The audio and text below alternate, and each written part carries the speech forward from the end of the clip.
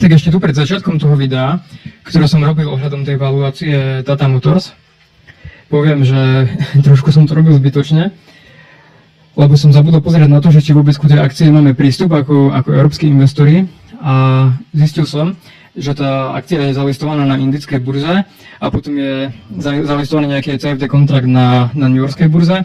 Čiže my ku tomu vlastne ako európski investori nemáme prístup, čiže som to robil kvázi zbytočne, lebo do toho nemôžem zainvestovať. Ale tak aspoň som proste porozprával o tom a spravil som video, že ako by sa mala robiť nejaká správna valuácia akcií. Aj keď to nie je úplne také detailné, dala by sa tá valuácia spraviť ešte obširnejšie. Ale tak som to chcel spraviť rýchlo a proste prebehnúť to rýchlo, aby som aspoň vysvetlil tú logiku, na základe ktorej uvažujem, či do niečoho investovať alebo neinvestovať. Takže som to robil celkom zbytočne a ešte som tu chcel ukázať toto, čo som si vzal akože zdroje ku tej makroekonomickej analýze a ku tej analýze celkových akcií, tej S&P 500 a tých svetových akcií, lebo o tom som veľmi v tom videu nerozprával. Ale tak počas toho, jak som tu robil, som si tu prebehol asi 13 indikátorov toho, ktoré ukazujú, že či sme proste v nadhodnotenej hodnote alebo podhodnotenej. Tu na tom prvom hneď vidíme, že sme úplne v nejakej neskutočnej deviácii od globálnej likvidity, čo sa týka tej akcii. Čiže je to z toho hľadiska proste nadhodnotené. Tu ďalej tiež relative price to earnings ratio na S&P 500 je úplne v nejakých horných hodnotách. V podstate všetky tie indikátory ukazujú na to, že nie je jednoducho dobrý čas investovať do akcií a nakupovať akcie z toho valuačného hľadiska. Ale tak nikto nevie, čo ten trh bude robiť a kľudne to môže razať ďalej.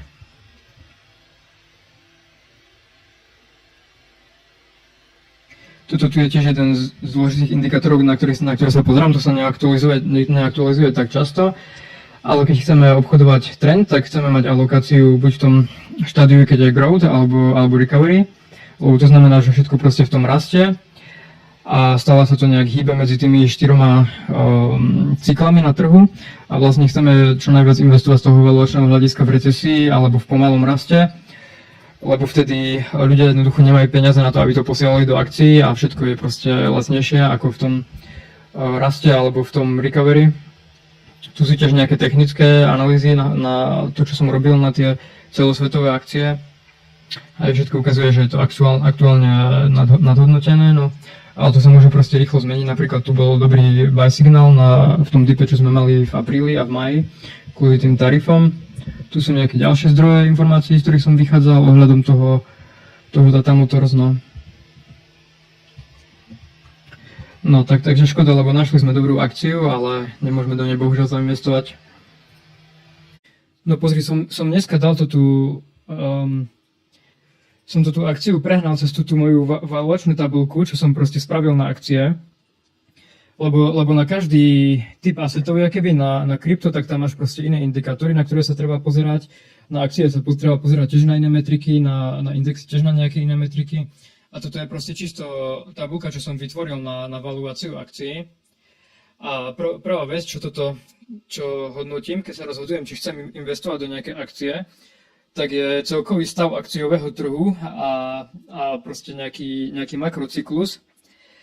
A to je proste samozrejme aj bez toho, aby som tu robil proste nejakú valuačnú analýzu na indexy a na makro a na celý akciový trh, že je proste veľmi všetko vysoko, lebo S&P 500 je zase na all-time high, Nasdaq tiež a od toho sa proste odráža, či je dobré investovať alebo nie je dobré investovať do akcie, lebo najlepšie je proste investovať v bear markete a to najjednoduchší indikátor je toho, že sa proste pozrieš na S&P 500 alebo na ten World Total Stocks, kde máš 13 000 akcií z celého sveta a keď to je dole aspoň 10 až 20%, tak môžeš ísť hlbšie a hľadať proste nejaké jednotlivé akcie, do ktorých by si chcel proste dlhodobo investovať. Takže toto je proste valuácia na celkový makrocyklus a na proste celkové akcie.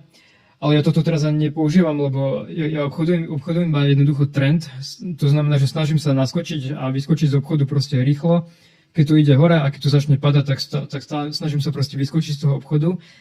Ale tak valuačné investovanie je úplne najjednoduchší spôsob, ako zarobiť proste peniaze. Len to, že ty keď kupuješ niečo na nejakej dobrej valuácii tak ty proste nevieš, jak dlho to budeš držať a či to vôbec bude profitabilné, lebo vidíš, toto je napríklad graf celkových tých akcií, to je index všetkých akcií na svete, 13 500 akcií, a keď ideš tou formou, že investuješ iba do jednej akcie, tak dajme tomu, že by si kúpil tú akciu tu, lebo si myslíš, že to je po nejakom páde a že tam je dobrá hodnota, lenže ono to môže ísť ďalej o ďalších 20% dole. Alebo napríklad ten Intel. Pozri, ak vyzerá ten graf, to je dole snáď o 90%. A vidíš, tu by si napríklad povedal, že buy the dip na Intela, lebo že to je proste po piči akcia a máš to dole o 50%. Takže preto ale piči. No, tak ale to je len proste príklad na tú investovanie do tých jednotlivých akcií. A prečo sa ja tomu snažím proste vyvarovať, lebo ty keď nesleduješ denne tie fundamenty tej akcie, tak môže sa stať, že niečo kúpiš a budeš to držať v strate aj 10-20 rokov, aj keď si proste o tom presvedčený, že to proste vyjde a že to bude profitabilná investícia. Ale ty nikdy nevieš, kedy sa ten trend otočí, lebo tu je napríklad nejaká dobrá hodnota, na ktorej sa to oplatí nakúpiť a tu sa už začína ten trend utáčať, že to začína robiť nejaký profit. A preto ja proste obchodujem len ten trend a snažím sa zachytiť proste toto tu. A tomuto tu sa snažím vyhnúť, lebo ja neviem, či to pôjde dole o ďalších 100%, alebo neviem koľko percent. Ale proste pointa toho, prečo to rozprávam, je to, že keby že sme boli v bear markete, tak by som bol proste ochotný kúpiť nejaké akcie na dlhodobé držanie a držať ich aj bez ohľadu na to, že či sú v trende alebo nie sú v trende, lebo jednoducho chcem vlastniť nejaké akcie. Ale proste je to veľmi ťažké povedať.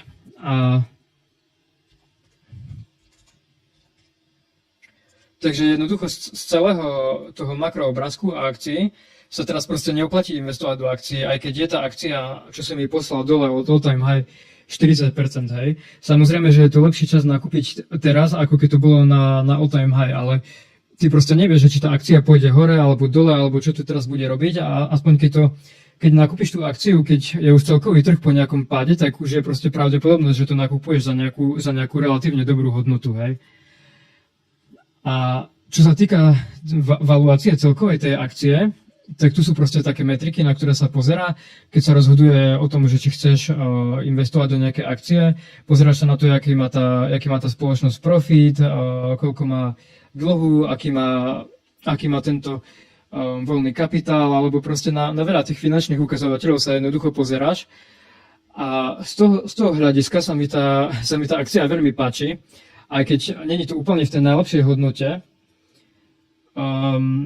aké by mohla byť, ale proste má to veľmi dobré valuačné metriky tá akcia, lebo prvá vec, na ktorú sa pozerám, keď sa pozerám na nejakú akciu, je to, že kedy tá spoločnosť bola vytvorená, hej. Tuto ako že 2019, ale to je nejaké zlé číslo, lebo vidím, že ten graf proste ide až, ja neviem, 1991, hej.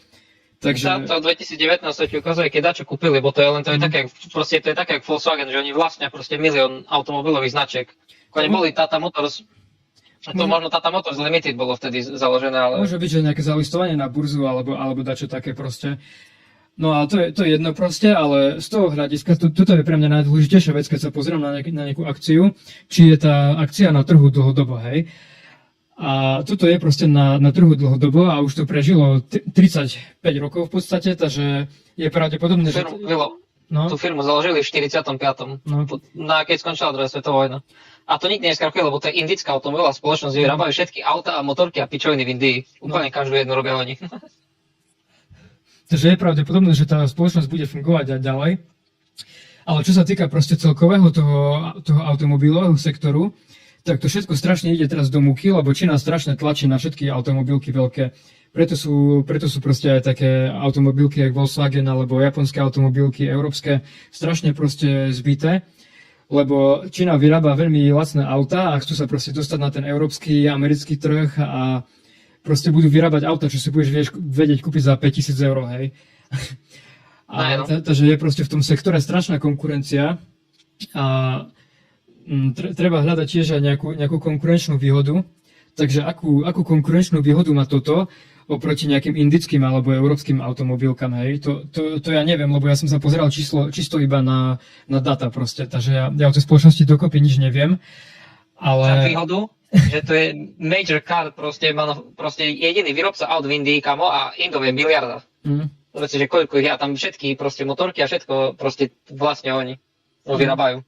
No, tak vidím, V Indii nemá žiadne iné auta. že to vlastne Jaguar, Land Rover, no, vyzerá to veľmi dobre, no až som proste prekvapený, že takéto, čo si mi poslal a že by sa do toho dalo proste investovať. Ale tam hlavne treba počkať, kým sa rozhodnú, že rebrandnú Jaguar proste na normálne, lebo im proste, oni stratili strašne veľa, lebo však Jaguar zo dňa na deň z 31 000 aut, čo predávajú ročne, tak to spadlo, že v priemere teraz predajú 300 aut ročne. Takže keď sa vráti ten rebrand a začnú sa predávať Jaguare, čo proste, chápeš, to sú drahé autá, a on to pôjde naspäť hore. Oni ak to znamenili, to instantne droplo. Pôjde to naspäť hore, lenže ty to musíš kúpiť predtým, než to bude kdokoľvek vedieť, chápeš, lebo tí insidery, oni majú tie informácie dávno predtým než ty, hej. No však jasne, že to, keď my zistíme, to už ostatní vedia. Tu ti ukážem na tej rope, hej, že čo sa dialo, proste. Mne ten môj systém dal signál na vstup do obchodu niekde tu, hej, a to proste nikto o tom cirkuse s Izraelom a Iránom nevedel, ale tí insidery už začali tu nakupovať proste tú ropu, lebo vedeli, že proste sa stane nejaké také fiasko a že tá ropa kvôli tomu vypumpuje, hej. A proste zrobili na tom 20% v priebehu niekoľkých dní. Takže ten trh proste tak funguje, že stále má tú informáciu niekto ako, skôr ako ty. A ešte držíš tú ropu, či nie? Tak ešte ju držím, lebo proste ten môj systém mi nedal proste signál na výstup, hej. Ja som to nepredal, ani keď to pumpovalo 20%, lebo to není proste niečo, čo by som s tým systémom chcel robiť. Lebo musím... Ale ešte ju drží, lebo... Držím. Pôjde, ti garantujem, že pôjde ešte vyššie, lebo čakaj, ti pošlem, neviem, som ti to posielal, ale tu je proste pri Iráne je proste taký prieplav, alebo taký prieliv, alebo jak to nazvať, a stamať prechádza z Gulfského zálivu a proste z Kataru a Kuwaitu a tam, kde je ropa, tak proste tam prechádza 30% svetovej ropy a Irán to ešte nezavrel, oni povedali, že to zavrú. No však viem, no. 30% ropy zrazu, keď sa stratí, táto že vyletí cena. Kvôli tomu to presne tak strašne vypumpovalo, no. A akože, ja sa pozerám aj na jednotlivé sektory v tých akciách, hej, lebo máš v tom S&P 500 alebo v tom indexe tých svetových akcií proste nejaké sektory, máš tam finančný sektor, healthcare, real estate, industriálny systém a tak ďalej proste. A jediný, nie toto som chcel otvoriť, jeden z mála tých sektorov, hej, čo bol proste zbytý, lebo stále, keď mi príde vyplata, tak sa to snažím proste poslať do nejaké investície. A tu som proste na základe toho, že to je jediný sektor, ktorý bol podhodnotený, proste to nakúpil. A tie ropné spoločnosti tiež vystrelili, hej, samozrejme tým, jak vystrelila tá cena ropy. Takže toto tiež držím a neviem, no uvidíme, jak sa ten konflikt vyvinie ohľadom tej ropy. Aj no. Tak keď tu zavrú to tú džuru v zemi, tam to bude sranda. No. Idem si dať robiť jesť. Ale rozprávať ďalej, ja mám sluchátka len. Počúvaš idem ma? do kuchyne. No. Ja mám sluchátka, len si idem pripraviť jesť, že by som... No. A vieš, ja ti to chcem proste tak vysvetliť a porozprávať, že ako ja uvažujem nad nejakými akciami, aby si proste vedel aspoň sa aj sám na dačo pozrieť a nejaké akcie mi takedy poslať a vieš, takedy možno nájdeme nejakú dobrú investíciu. No. Investícion. Takže, počuješ ma? Ale vypadáva to trochu. Čakaj, vypnem klímu. Ty máš klímu, jaký luxus, ty kokos. Však som ti hovoril, že mám klímu. Klimička tu žhaví, jak ďalvo. Jak v pekle.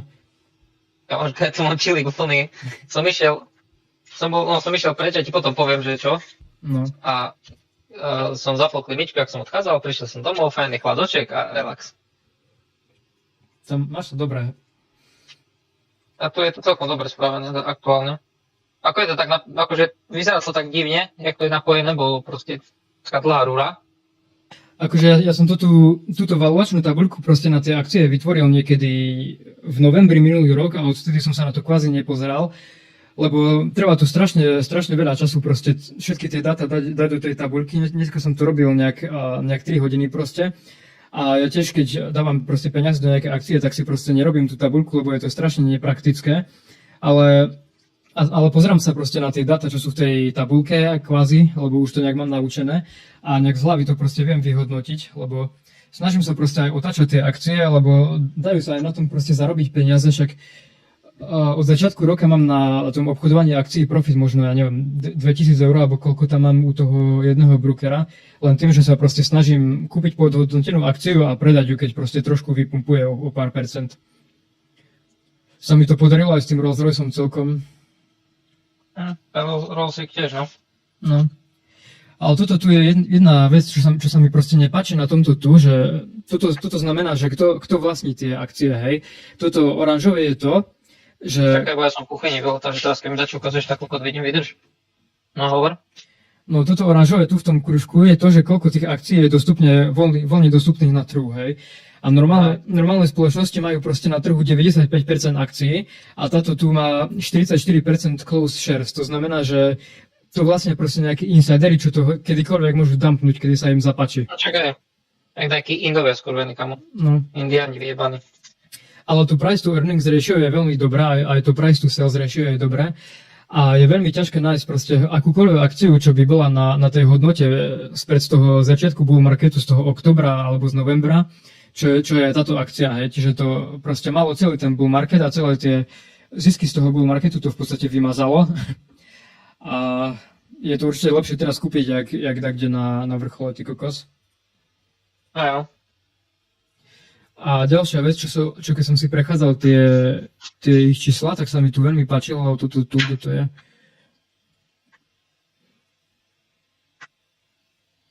Musíš ty nájsť, ja ti to nepoviem.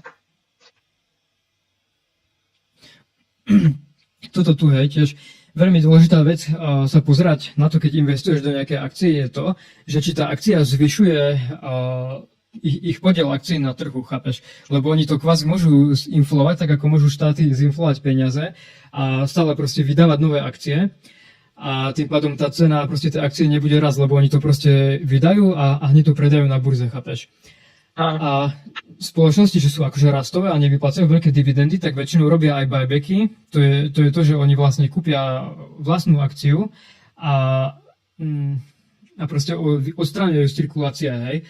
A toto tu, že oni minulý rok kúpili 3,5 miliardy vlastnej akcie a odstránili to z trhu, tak je veľmi dobrý znak toho, že si aj oni mysleli, že je tá akcia podhodnotená a že je to dobrá cena za akú nakúpiť. A priznám sa, že neviem, či som toto ešte niekedy videl pri nejakej akcii, že by mali ten buyback 8,5% za jeden rok, čo je akože dosť extrém.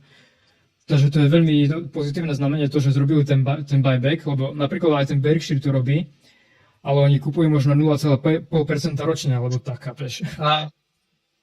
Takže, ale to zober si, chápeš, že koľko je, jaké love strašne musí točiť tá firma, keď to je proste, chápeš, v Indii. Tak to chápeš. Tam je toľko proste to tých Indiánov a všetci jazdia na to tých tuk-tukoch a to tých kokotinách. Zadarmo pracovná sila. Hej, no.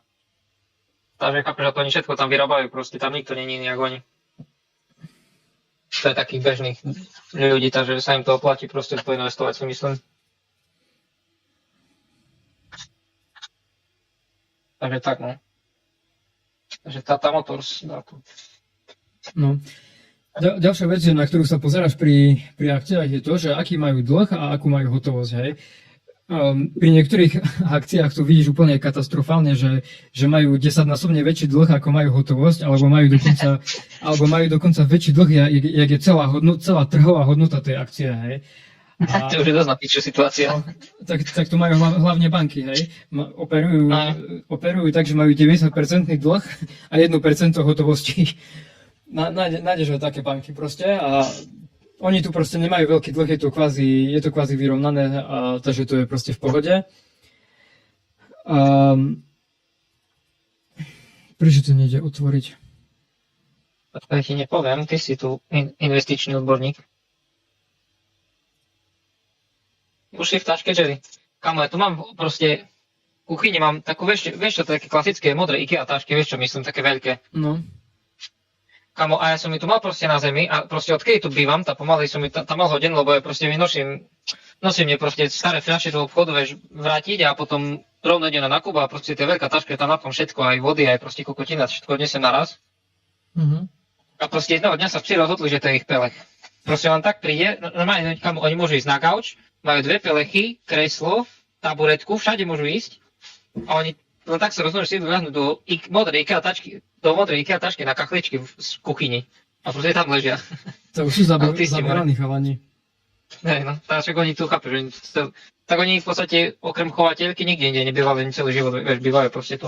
No a ohľadom toho dlhu, tak sa pozerá proste na to solvency ratio.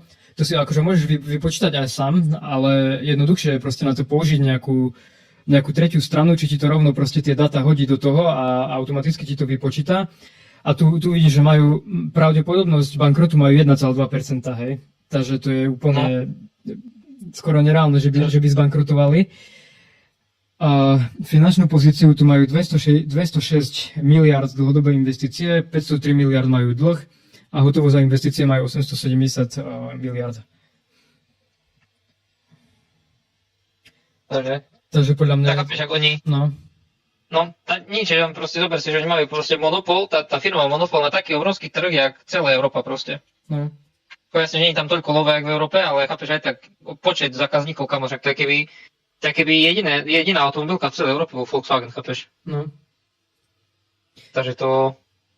A tu si tiež niekedy pozerám tú stránku, lebo všetky tie dáta, čo ja som si na to robil tú tabuľku, tak niektoré z tých dát, jasne, že to zjednoduchšie proste cez nejaké AI to vypočíta to, že či je tá spoločnosť podhodnotená alebo nadhodnotená, hej.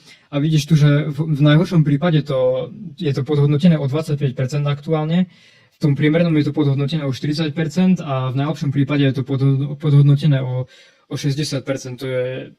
Je to proste dobrý indikátor, lebo veľa takých spoločností v takomto trhu, v akom sa nachádzame teraz, nenájdeš proste. A aj tu na tom TradingView je tiež nejaká tabuľka toho, či je to podhodnotené alebo nadhodnotené. To tam vlastne dávajú nejakí investori a na základe toho sa spraví nejaký priemer, hej. A vidíš, keď sa pozrieš na to risk to reward ratio, tak maximálne zhodnotenie to podľa nich spraví 31% a minimálne zhodnotenie je minus 15%, hej. Takže máš pozitívny risk to reward ratio, môžeš získať 2:1, takže je to tiež dobrý indikátor toho, že to môže byť proste dobrá investícia.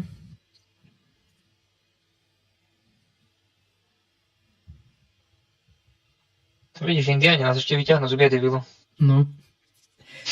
Tak hej, lenže proste problém je s tým, že na takýchto akciách, čo sú kvázi bezpečné a finančne zdravé, tak proste nespravíš veľký profit, vieš. Hej, však nespravíš na tom 500%, no to je jasné, ale aj 50% je proste dobre spraviť a už potom to môžeš zobrať a otočiť proste do ďalšej akcie, dajme tomu. No to môžeš dať do shitcoinu alebo dať. Do Shiba Inu. Dáš to do Shiba Inu a zavrieš oči a dúfaš. Ja, tak chápeš, keďže máš proste veľký kapitál, tak ti stačí zarobiť tých 15%, alebo proste chápeš. To ti stačí zarobiť aj 3% ročne a máš vystarané. No chápeš, a to taká, keď je to proste relatívne safe a mal by si peniaze, ktoré do toho investovať, aby si to tam narval, proste by si zarobil, vyťahol a môžeš rok žiť a nemusíš nič riešiť. No a ďalšia... Problém je, keď nemáš kapitálek. No.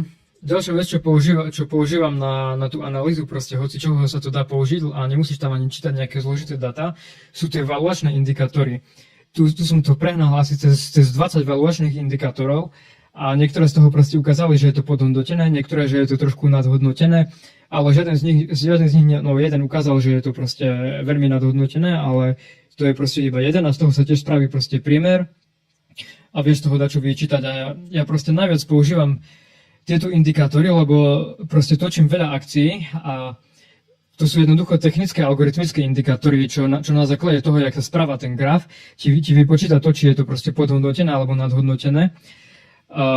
Máš také indikátory, jak Relative Strength Index, to je proste nejaký jeden indikátor, hej, čo je na nejaké hodnotenie kvázi. A potom sú také indikátory, ktoré vytvorili tí študenti z Rewardu. A tu máš v jednom indikátore, máš napríklad 10 rôznych valuačných indikátorov a z toho ti spraví nejaký priemer, hej. Takže podľa tohto tu, počkaj, teraz neviem, či to ukazuje valuáciu, hej. podľa tohto tu je to nadhodnotené a pozerá sa to na nejaký lookback period 150 dní. A podľa mňa je toto jedna z najdôležitejších vecí, akože kvázi tá technická analýza, lebo proste v tej cene máš napísané úplne všetko. Každá informácia, aká existuje proste na tú spoločnosť, je proste napísaná v tom grafe a v každej tej sviečke. A aj keď sa pozrieš proste na nejaké informácie ohľadom tej spoločnosti, tak ty z toho proste nevyčítaš to, čo z toho vyčíta celkový ten trh.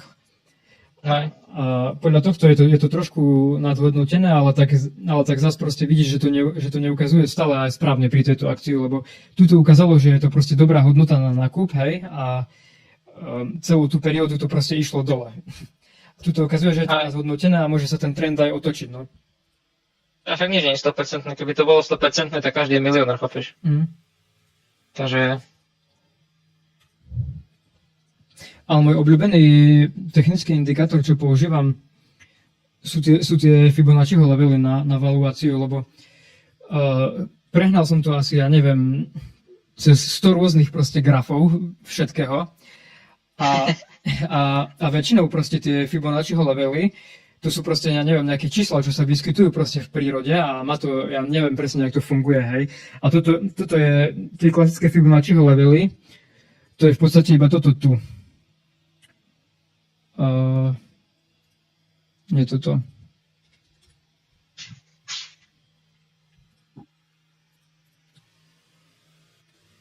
Ježiš, Bože, ty si somar. Musíš pchať to ten svoj zvedavinosť všade a potom ťa okopávam, jak zahradu. Tu sú tie klasické Fibonacciho levely. A Čakaj chvíľu. Čakaj, daj mi 30 sekúnd. Nech na to idem pozrieť. Tu behám hore dolu.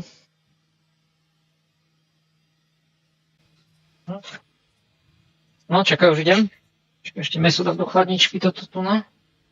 Šup. No, dobre, už to vidím. Takže toto sú tie klasické Fibonacciho levely a na základe toho sa dá nejako obchodovať, že chceš obchodovať medzi týmto levelom, medzi týmto levelom, medzi týmto levelom a ja toto proste nepoužívam, ale mám na to taký indikátor, ktorý sú akože exponenciálne Fibonacciho levely a vďaka tomu proste viem rýchlo sa pozrieť na toho, že či to je technicky podhodnotené alebo nadhodnotené, hej. Keď je to medzi tou stredovou čiarou, tak je to proste podhodnotené a keď je to tu niekde v tejto zóne, tak je otázka času, ako dlho to tam vydrží, ale 99% prípadov, keď je niečo tu na tej vrchnej hranici toho Fibonacciho levelu, tak to veľmi rýchlo klesne. Hej, ti to môžem prakticky ukázať napríklad na tom S&P 500. A nie, toto tu nemá až také extrémne hodnoty.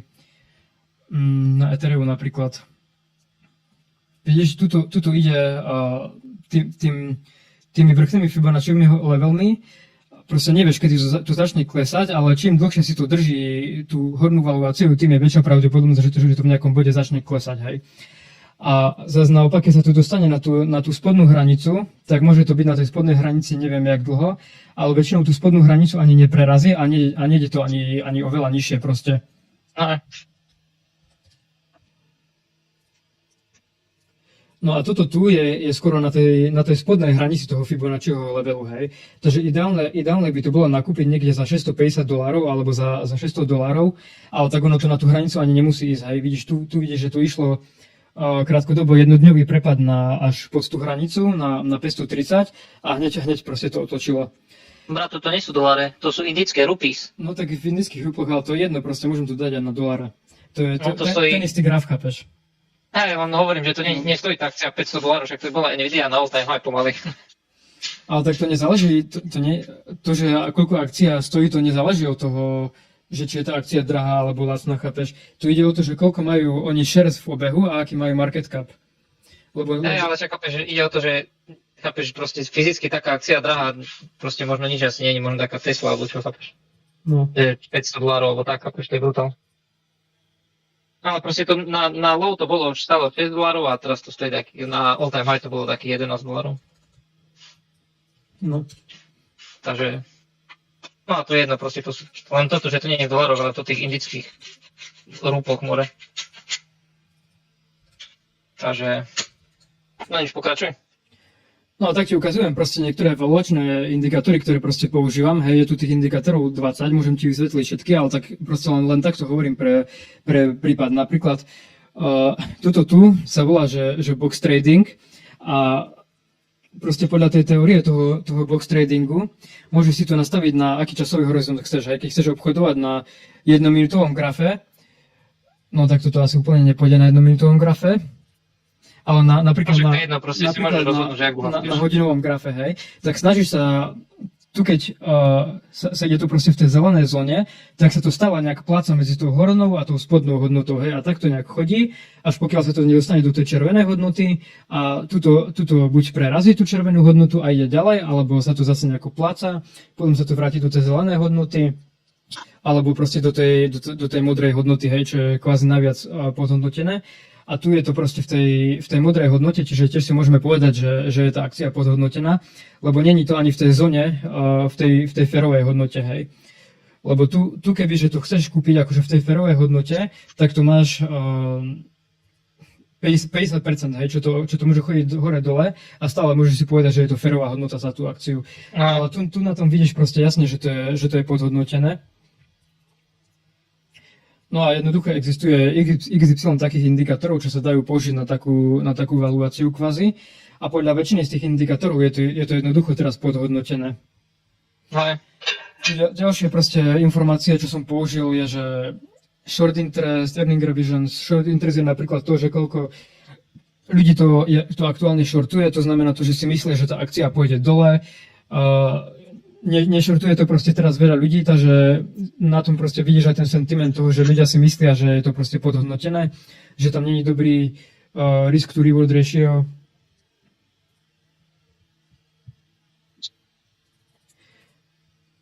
Alebo tu som si napríklad vytvoril taký custom graf, že aké je to drahé oproti zvyšným assetom, hej. Takže tu vidíme, že je to tá akcia. A porovnávam to so zlatom, so štátnymi dlhopisami, s dolárom a s akciami, hej, s S&P 500. Je to na tom taký custom graf a zase proste vidíš, že oproti tomu, na akej hodnote je proste zlato, dolár a všetky akcie, tak je to proste podhodnotené. Takže ja by som do toho dal aspoň 1000 eur. Tak hej, lebo akože podľa mňa ja si myslím, že štáty o chvíľu začnú tlačiť proste vo veľkom peniaze, tie indexy sú proste nadhodnotené, do toho sa neoplatí dať teraz peniaze, lebo je to proste na all time high a ďalší rok sa to môže nejako plácať proste medzi nejakými tými levelmi, tu chodiť proste hore-dole, ale veľmi to proste nebude ďalší rok podľa mňa rásť, ale keď obchoduješ jednotlivé sektory a jednotlivé akcie, tak možno na tom spravíš proste dajaký profit. Tu sú proste... Keď sa nájdem novú robotu, tak sa celá vyplata kúpim Tata Motors. Tu sú nejaké tieto ekonomické faktory zhrnuté, hej, v jednej tabulke. A proste USA je na tom najhoršie pomaly, jak historicky bolo, hej. Štátny dlh ku HDP má najvyšší na celom svete, hej, okrem Japonska proste. Takže skôr či neskôr budú musieť začať tlačiť peniaze, lebo si nebudú môcť dovoliť proste platiť tie vysoké úrokové sadzby. A keď začnú tlačiť peniaze, tak nechceš proste sedieť v hotovosti, lebo bude zase nejaká brutálna inflácia, ale chceš mať nejaké akékoľvek asety. A proste zmeškali sme pumpu na tých indexoch, tak proste musíme hľadať nejaké jednotlivé akcie, do ktorých sa oplatí dať peniaze, aj keď je to... Kamo si pozrie, ako Rusko má strašne, proste iba 16%, kamo. No. Tebe, Rusi sú na tom dosť dobre. No. A Čína a India, no. najvyšší HDP rast na celom svete. No a táto motor je indický. Nemecko 0%, hej. A proste stále tie... Pozri, tie čínske akcie, kde toto tu je, hej, čínske akcie, sú tu najväčšie čínske akcie v celom tom trhu proste, aké existujú, hej. A ja som proste stále hovoril, že tie čínske akcie sú jednoducho strašne podhodnotené oproti zvyšku trhu, hej. Lebo toto tu robili tie čínske akcie, išli proste stále dole a držali sa to v nejakých takých hodnotách počas toho, jak celý trh jednoducho rastol, hej. Keď majú tam proste kvalitné, dobré spoločnosti, majú dobré ekonomické dáta, nižšiu nezamestnanosť, nižší dlh ako Amerika, väčší HDP rast. A toto tu je proste zlý positioning a ten sentiment presne, lebo každý chce byť zainvestovaný v tých amerických akciách a každý sa bojí kúpiť tie čínske akcie. A ja hľadám takéto situácie proste a tam sa proste snažím nakúpiť. Ja som tie čínske akcie kupoval celý minulý rok, hej, a teraz to išlo proste celkom hore oproti tej S&P 500.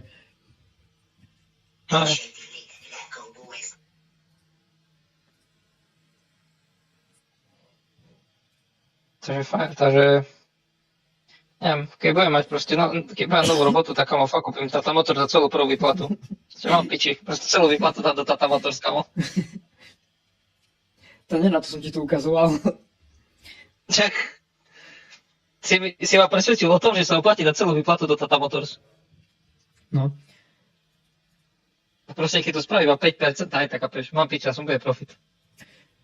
No a to... bude na tabak. Hej, no. Toto tu je nejaký ekonomický newsletter z hedge fundu, čo čítam každý deň, hej. Má tu 75 stran a stadiaľ to si väčšinou vyťahujem tie ekonomické dáta a moje názory, hej, lebo oni sa tu stále aj nejako vyjadria ku tej aktuálnej situácii proste na trhu, ku tomu, čo robí, dajme tomu, Trump, čo robil s tými clami, alebo ku tej vojne. A je to veľmi proste kvalitný a dobrý zdroj informácií, stojí to asi 50 € mesačne. Tu vidíš, že je popísaná som to ešte nečítal proste celé, ale je tu napríklad ku tej situácii s tým Iránom a týmto napísané a oni každý deň proste aktualizujú tie systémy, valuačné, trendové a tak ďalej a na tom sa dá proste jednoducho zistiť a rýchlo, keď sa to naučíš čítať, hej, že aké indexy sú podhodnotené, aké asety sú proste v trende, lebo toto čo ja robím, že sa snažím obchodovať všetky indexy a menové páry a komodity a kvázi to rebalancovať medzi jednu s druhou, medzi tým, čo je aktuálne v trende, čo má dobrú valuáciu, tak ten nápad som si proste vyťahol od nich, lebo oni toto robia a spravili o 250% väčšie zhodnotenie ako S&P 500, hej. Aj. Tu vidíš, či je to... Oni majú proste jednoduché valuačné modely a jednoduché modely na trend. Napríklad toto tu je veľmi dobrý graf. Hej, tu stále vidíš ten scatter chart, či scatter plot chart, či jak sa to volá jednoducho. Tu proste hodia všetky indexy a globálne asety proste do jedného grafu a na základe ich valuačných metrik proste vyhodnotia to, že či investori kupujú dip, či je asset overbought, či je na local highs, či investori predávajú pumpu, alebo či investori je to proste oversold, či je to na local lows, hej. A na tomto grafe je jasne, že to je nečitateľné, hej, že tu z toho nevieš proste vyzistiť, čo je čo, ale tu je to proste rozpísané, hej, tie presné hodnoty ďalej. Ale tu na tom vidíš napríklad to, že celý ten trh je úplne proste strašne overbought. A tie valuácie sú strašne vysoké. A nemali by byť také vysoké, a je to len otázka času, kedy sa to proste celé skonsoliduje a rozsype proste jak domček z kariet. Ďalší housing market crash bude. Vo väčšom meritku. Mohol by byť. Toto je napríklad graf na price to earnings ratio S&P 500, hej. Price to earnings je proste jedna z metrik, ktorú sa hodnotí hodnota nejakej spoločnosti a oni proste spravia priemer zo všetkých 500 spoločností a vyhodnotia z toho, že aké sú tie akcie proste drahé a aký je ten index drahý, hej. A tu je to proste na nejakých úplne historických maximách, hej. Chceš to kupovať, keď je to proste vyklesané na hodnote 20 alebo na hodnote 25 a tu je to na hodnote 30. Tu je to skoro na all time high, to ďalšie valuačné ratio.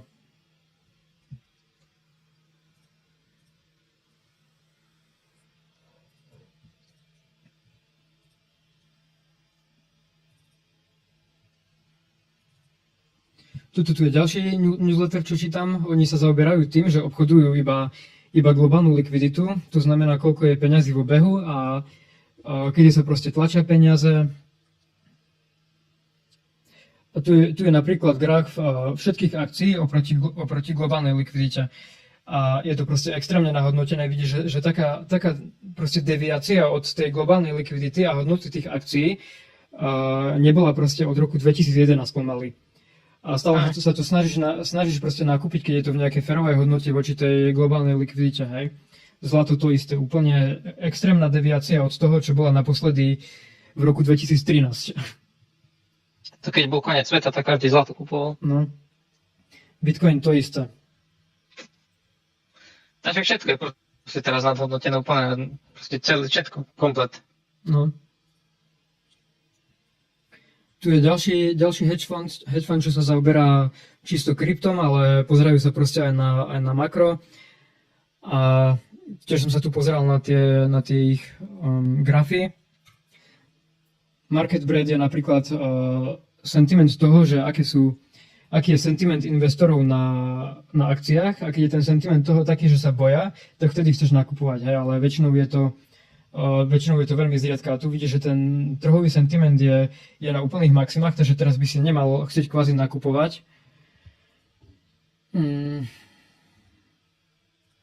Ďalšia vec, na ktorú sa pozerám, je ten Fear and Greed Index v stock markete a ono to celkom osciluje, proste raz za často ide strašne hore, raz za často ide strašne dole.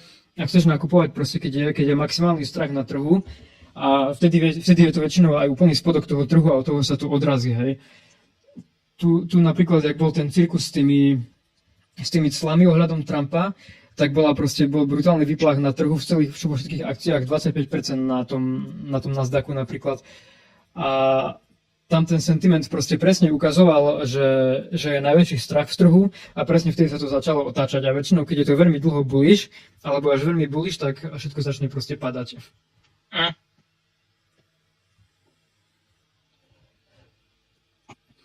Ešte jednu vec som Nič nemôže raz väčšine. No. Ešte jednu vec som ti chcel ukázať.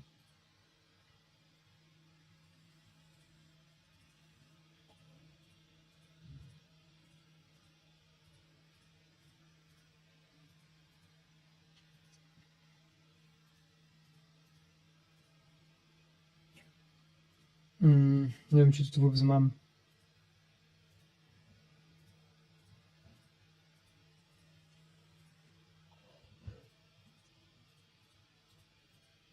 WTF, nechápem, že to tu není.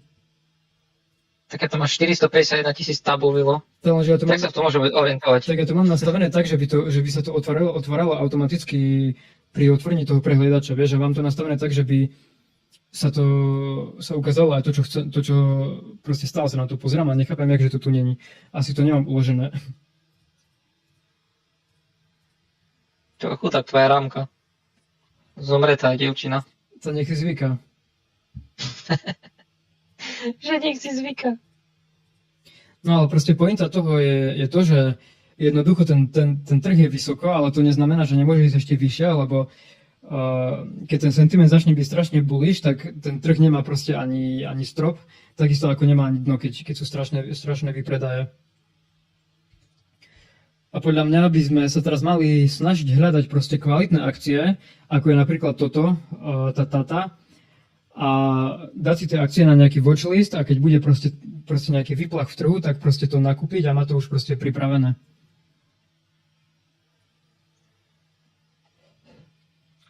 Lebo ty úplne máš na to podľa mňa talent, ale však o tej NVIDIA, keď si mi povedal, tak ja som proste ani vôbec som proste nemal šajnu ani o akciách.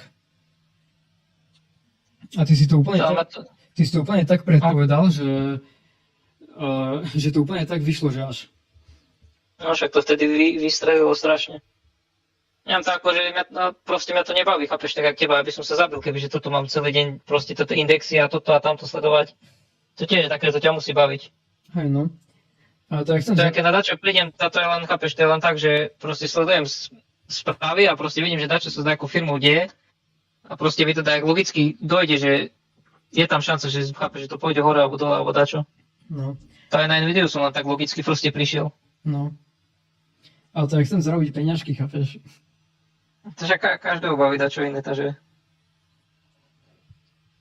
chápeš, ak ty už ak dlho sa tým zaoberáš a proste to baví, takže... Hej no. No a toto je proste stránka, ktorá vyhodnocuje nejaké on-chain data, sentiment a, a proste zaoberá sa to tým, že snaží sa to predpovedať, aká je pravdepodobnosť toho, že bude nejaký pád v nasledujúcich mesiacoch v krypte, hej. A to krypto je proste najväčšia reprezentácia risk on sentimentu a toho, keď sú proste investori najviac bullish. A väčšinou, keď sú najviac bullish, tak vtedy je proste koniec party a všetko ide proste dole. Takže aj na to krypto je dobre sa pozerať z toho hľadiska, kde je zase tá stránka. Na neser? No tu je to. Z hľadiska toho, že keď je tá pravdepodobnosť toho pádu strašne nízka, tak asi ten trh je na nejakom lokálnom dne proste. Tu vidíš, že v najbližších 90 dňoch je nejaký extrémny pád na trhu 63%, hej. Takže tak, no.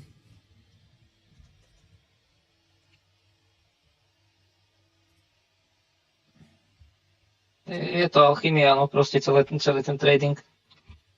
Hej, no.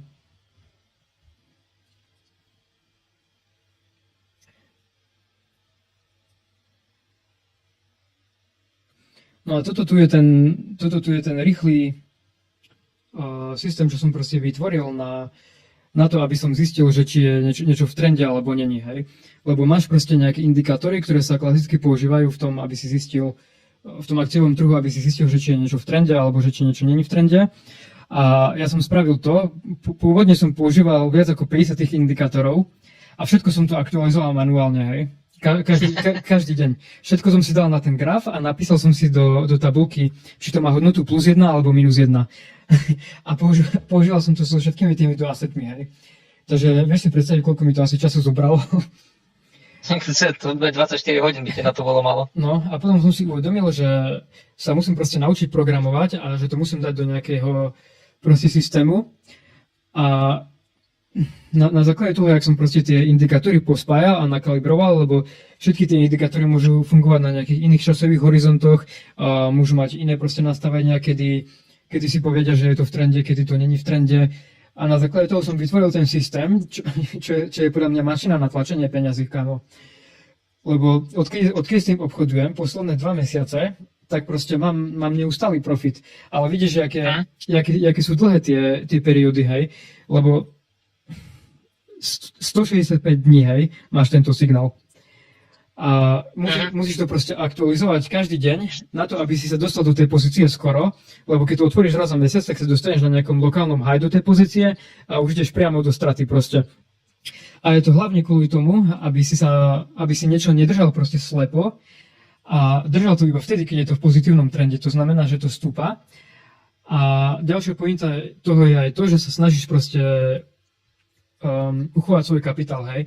Toto, keď som to robil, tak bola jedna z najdôležitejších vecí pre mňa to, aby som dostal sell signál pred tým koronovým dumpom, hej. Takže tu by som dostal alokáciu na Nasdaq, dajme tomu, spravil by som profit 20%, dajme tomu, a dalo by mi to signál na predaj pred 25% pádom, hej.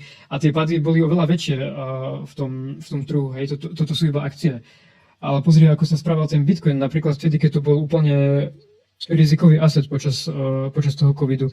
Tu je ten covidový pád, to tu ani není vidno. A minus 53%, hej. A toto je pre mňa jedna z najdôležitejších vecí. Nielen sa snažiť spraviť maximálny profit, ale snažiť sa ušetriť sa predtým, aby som prišiel o kapitál jednoducho. Tu by mi to dalo signál a by som sa celému tomu covidovému dumpu jednoducho vyhol. A tie signály proste trvajú strašne dlho. Kebyže sa to snažím použiť na nejakom 4-hodinovom grafe a obchodovať to s nejakou pákou, tak by to bolo jednoducho neprofitabilné, lebo by som dostával veľa zlých a nesprávnych signálov a raz za čas by som spravil profit, raz za čas by som proste nespravil profit a ten jednodňový graf, na ktorom som to testoval, je to najnižší časový horizont, na akom to jednoducho funguje, no.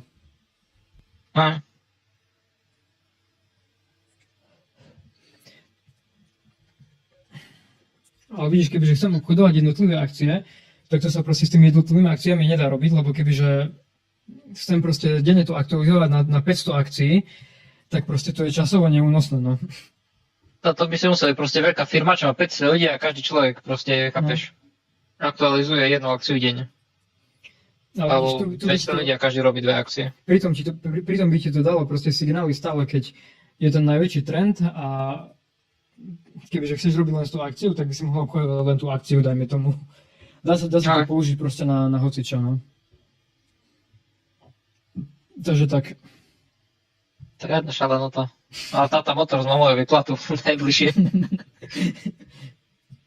Jakú tu má trhu valuáciu? 2,5 trilióna, ale to je asi v tých indických rublách, no. Počkaj, pozriem Tata Motors Market Cap. Motors Market Cap. Hej, takže to je Market Cap in USD. Kamu mne nezajímajú tie indické hovno sračky.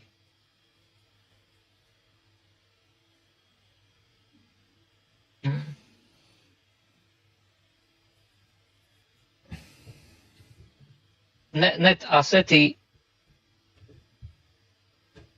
za marec 2025 majú 15 miliard dolárov. No, fajne. Šupnem do toho všetky peniaze. To je všetko na Čirojedu, to je všetko na Tata Motors. Vypumpujeme tú akciu my dvaja. Kúpime to za všetky peniaze a vypumpujeme to úplne do nebies. Kámo si predstav, že by sme zobrali hypotéku, skemli tie peniaze proste, že sme zobrali 2 hypotéky, všetko by sme predali proste a všetko by sme napumpovali do Tata Motors. No ale však to je reálne, ako funguje ten trh, kamo. Veď napríklad toto Cardano, si predstav, že toto Cardano počas toho bull marketu, proste absolútne každý jeden deň na celom YouTube boli proste influenceri, čo šilovali Cardano, kamo. A si predstav, že proste nejaký internetový meme coin, čo proste reálne neexistuje, proste nemá absolútne nič, tak malo to na tom piku trhu valuáciu 45 miliard. Trikrát väčšie, jak celý ten Tata Motors, hej. Čo je nejaký reálny biznis, čo je najväčšia automobilka v Indii proste. A to tak reálne funguje ten trh, kamo, že tu tí retailoví investori sa proste spojí 10 miliónov ľudí, čo každý deň sa bude baviť o Cardane a dajú do toho všetky peniaze a úplne takto vypumpujú, kamo, že dovidenia. A to proste išlo. A nie, to ešte nebol ten pík, kamo, to bol iba 2024. Iba taká malá pumpička bola. Pozrime tu na ten trh, hej. To malo na piku, to malo hodnotu 100 miliard. Nejaká taká kokotina. A si predstav, že tu proste nejaký typek tu naprogramoval nejaký memičkový coin, kde v garáži proste. Potom sa tu dostalo na burzu a všetci influenceri tu začali šilovať a proste z toho market capu, v jakom to išlo na burzu, dajme tomu 900 miliónov, to išlo na 100 miliard, hej, čo si na to mohol spraviť od hora dole. Tí ľudia, čo to vytvorili, na to mohli spraviť zhodnotenie 20 000% proste. Čo tiebe? Tak funguje ten trh, kamo. A my keď sa rozhodneme, že začneme pumpovať Tata Motors, tak to tiež pôjde takto, chápeš? No si predstav, že by sme my dva vypumpovali Tata Motors, kamo. Tak indickú kurva automobilku. No. Kamo, ale si proste predstav, že by si kúpil to krypto počas korony, hej? To je koľko by si kúpil to Cardano? Akože jasne, že by si to nekúpil úplne na spodku a nepredal úplne na vrchu, ale tak ja som to proste obchodoval a stále som z toho mal nejaké profity, ale tak to bol taký brutálne šalený trh a som to nemal ani šajnu. To je také, jak čo ti jebe, keby som rovno prišiel a dal sa tu takého mlynčeku na mäso, to by si, kámo, to kebyže si kúpil za 100 €, tak by si z toho mal 2 milióny eur. Čo ti jebe? že to bol úplne šialené, ten bull market, čo bol, chápeš? No. A to proste sa za jeden rok, kámo, si mohol zo 100 € spraviť 2 milióny eur. A proste na 100% boli nejakí idioti, čo to len tak kúpili, potom sa pozerali na Coinbase o pol roka a mali tam 2 milióny eur a si povedali, no tak fajne som zarobil, som dobrý obchodník. No, čiže to tak bolo. To sú všetci to všetci tí Instagramoví kryptogurus, čo predávajú kurzy, raz zarobili na taký random pumpe, čo náhodou k tomu prišli a proste teraz sa tvária, že sú najväčší obchodníci na svete. Kamo mi chyba to obdobie, to bola strašná sranda. Bol jeden taký typek, čo sa volal, že Beatboy, a on mal taký kanál a on úplne každý deň šiloval nejaký iný shitcoin. A on na tom tak zbohatol, kamo, a on proste nemal absolútne žiadne vedomosti o nejakej technickej analýze alebo o reálnom obchodovaní. On proste iba pumpoval nejaké shitcoiny a ľudia to proste sledovali. A on na tom zarobil toľko peňazí, kamo, on na konci toho bull marketu každý týždeň si kupoval nejaké nové auto a úplne taký bol bohatý, kamo, a potom, jak ten bull market skončil, tak on prišiel úplne o všetko proste. Čo tiebe? Si predstav, aké zničené musí byť ten typek proste. A jemu ešte, Užil si svojich 15 minút slavy a skončilo to. jemu ešte aj zobrali ten YouTubeový kanál, čo mal nejakí jeho partneri, mu to proste zobrali a spravili tam nejaký rebrand. A proste on dával také videá, jak nejaké vile, má tam lamba a kokotiny proste. A potom, kamo, v tom bear markete, čo bol v roku 2022 alebo 2023, to som si len tak dal zo srandy do YouTube Beatboy Crypto, ne? A tam mal také videá, jak točí s takým iPhoneom, v takej jednej svojej garzonke, a jak tam proste plače, že prišlo všetko úplne, že ho žena opustila, že mu ukradli biznis a všetko. Jaký extrémny život, ty kokos. Užil si 15 minút slavy a zásol jak sviečka. Jak rýchlo prišlo, tak aj rýchlo odišlo proste. No. Tak jak to tí proste typci, čo vyhrávajú lotériu, jak ten Kanaďan, nejaký smetiar, čo proste vyhral úplne taký jackpot, všetko rozjebal na drogy, na kurvy a na chlast, a teraz je zase smetiar. No. To však má finančné znalosti. No počkaj, ja to nájdem. No kam on v 2002 vyhral $12 miliónov jackpot a v 2010 bol úplne broke a zase bol smetiar. Ale však dobre, celkom vyhospodáre mu to vydržalo 8 rokov, kámo. Hej, no. On s tým mohol žiť do konca života, úplne luxusný život. On za 8 rokov rozjebal komplet všetko, čo mal, a zase je smetiar proste. Však on nemusel absolútne nič robiť, stačilo, že by to iba dal do nejakého indexu tie peniaze a že by žil proste z dividendov a mohol žiť úplne luxusný život. Kamoša, keby za 12 miliónov kúpil S&P 500, to jeho rodina už nikdy nemusí ísť do roboty, kamo. Proste on z dividendov, čo by žil. A to jedno, ak by išiel trh, či hore, či dole, proste stále by v tom mal toľko lové, že z tých dividendov by mohol úplne v pohode žiť do konca života. No, presne tak. A on všetko prefetoval a rozhádzal na kurvy a proste na kasína a na také pičoviny. To big life. Hej, no. Ale presne toto sa snažím dosiahnuť, že proste má toľko peniazí zainvestované v tom trhu, že je jedno, či to ide hore alebo dole, ty stále máš toľko peniazí, že z tých dividendov vieš žiť, ty kokos. Hej, no, toto je proste... Však Warren Buffett, koľko zarobil na tých dividendoch, čakaj, idem to nájsť. To však teraz mal najviac cashu na svete, on držal. No. A potom nenapadne, crashol celý trh. Nejaká náhodička. Ale vieš, čo je väčšia náhodička? Že Warren Buffett robí to investovanie celý jeho život, posledných 70 rokov, a nikdy nespravil väčšie zhodnotenie ročne ako 25% alebo 30% jeho portfólia. A ešte väčšia náhodička je, že keď nejaký človek to robí 70 rokov každý deň a nespraví väčšie zhodnotenie ako 30%, takže že nejakí politici, čo sa dostanú proste ku moci, tak z 10 na 7 za mesiac, no, za rok. Ešte som ti posielal. Proste americkí kongresmani a senátori a všetko možné.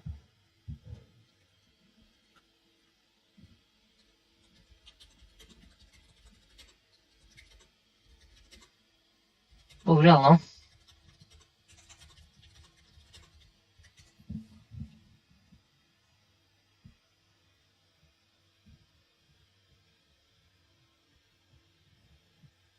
No, kámo, Warren Buffett zarobil v roku 2024 na dividendách 5,5 miliardy. Čo tiebe? A to je väčšie než HDP 20 krajín, kámo. Som sa spýtal ChatGPT, že ako koľkých krajín je to väčšie HDP, a to je proste väčšie HDP než 20 krajín na svete. Čo tiebe? Predstav si krajina a Warren Buffett zarobí len z dividend proste viac ako celá tvoja krajina. No. No a dokopy tie krajiny majú 4,3 milióny obyvateľov. On zarobil iba z dividend viacej, než vyprodukovalo hodnoty 4,3 milióny obyvateľov. Čo tebe? Dobrý král. Hej, no. Celý život to robil, no. Je to frajer proste. Je to proste frajer. Lebo jak toto video, čo som posielal s tým typkom, čo chodí do Tajska a sa tam rozpráva s tými ženami, ne? Tam spoznal nejakú typkyňu v bare a že mu hovorila, že mala nejakého švajčera frajera, že mal 90 rokov a že umrel a že jej potom odkázal celý jeho majetok a sa jej spýtala, že čo spravila s tým majetkom a ona že si kúpila nejaké auto. Čo tiebe? No a potom a o rok na to robila to isté, čo robila predtým. Robila takú čašničku v nejakom bare v Tajsku. A bavila nejakých starých slízkych detkov. Tá však mala biznis plán. No. Biznis plán nikdy nevymyslela. A ona má výhodu, že tá sú môže robiť, chápeš? Si vie zarobiť naspäť, no. Takže to...